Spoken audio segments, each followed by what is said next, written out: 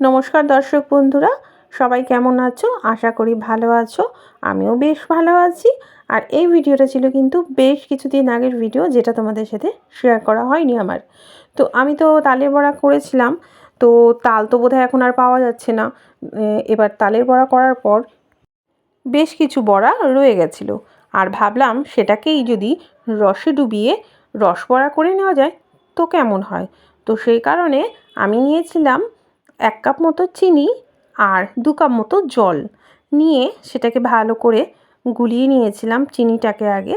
তারপর চিনিটা যখন ফুটে গেছিলো, রসটা যখন রেডি হয়ে গেছিলো, তার মধ্যে আমি দিয়ে দিয়েছিলাম ছোটো এলাচ বেশ কয়েকটা। আর তারপর অল্প অল্প করে আমি বড়াগুলোকে ওর মধ্যে চুবিয়ে ধীরে ধীরে তুলে নিচ্ছিলাম। আর যেহেতু আমার মায়ের খুব ফেভারিট খাবার এটা, তো ভাবছি আজকে আমি একটু যাব মায়ের বাড়ি। তো মায়ের সাথে দেখা করব এবং মাকে কিছুটা বড়া দিয়ে আসবো। তাই আমি দুপুর তাড়াতাড়ি রান্নাটা সেরে নিয়েছিলাম এবং খাওয়া দাওয়া করে নিয়েছিলাম, এবং খাওয়া দাওয়ার পর আমি এই কাজটা করছিলাম।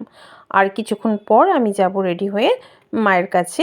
তো মায়ের কাছে যেতে আমার তো অসুবিধা নেই, কারণ কি খুবই বাড়ির কাছে মায়ের বাড়ি।